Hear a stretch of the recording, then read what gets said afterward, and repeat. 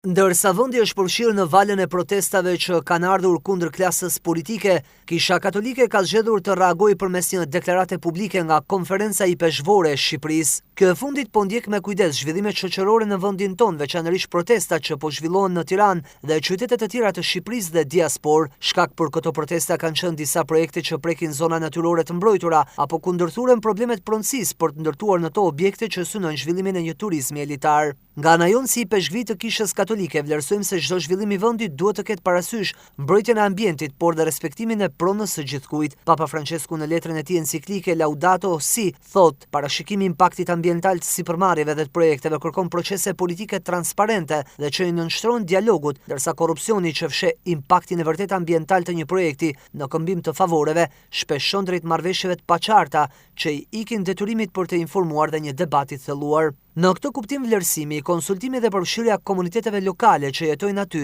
dhe agjencive që merren me mbrojtjen e ambientit është më së i domosdoshëm. Për ne kjo gjë quhet zhvillim integral, që duhet të marrë parasysh të gjitha dimensionet e jetës njerëzore, si ato individuale ashtu edhe ato komunitare.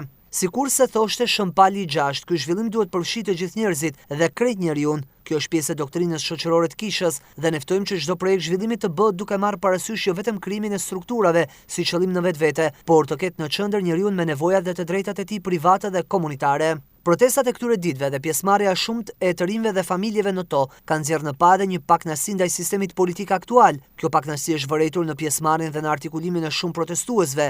Kisha nuk ka për detyrë të gjejë zgjidhje, por të orientojë ndërgjegjet. Ne jemi të bindur se zëri njerëzve duhet të dëgjohet dhe të lexohet. I takon politikës të gjejë zgjidhje brenda kuadrit politik dhe demokratik. Këto janë rregullat e demokracisë europiane ku ne aspirojmë të shkojmë. Nuk mund të injorohet zëri i shumë njerëzve që kanë të vetmen agjendë mirëqenien e familjeve të tyre dhe të shoqërisë e që shprehin pakënaqësi për veprimin apo mosveprimin e politikës. Zëri të gjithëve duhet të dëgjohet dhe të vlerësohet me kujdes dhe respekt nga ana e politikës, e qeverisë dhe opozitës. Ne ftojmë përfaqësuesit e politikës që zgjedhin tryezën e dialogut, të japin përgjigje të duhura ndaj qytetarëve të thjeshtë të popullit tonë që kërkojnë të mos anashkalohen, të dëgjojnë zërin e të rinjve që kanë të drejtë të ndërtojnë jetën e tyre këtu, pa ju nështruar fatalisht humbjes së shpresës dhe rrugës së emigrimit, plagë e cila në vitet e fundit ka emrin shpopullim i vendit. Ne i lutemi hyjit për popullin tonë, për politikën dhe për gjithë njerëzit vullnet mirë të këtij vendi, që të gjejmë bashkë me rrugën e dialogut politik dhe shoqëror, edhe zgjedhje të duhura brenda kornizave politike dhe demokratike të një vendi që ka si synim integrimin evropian.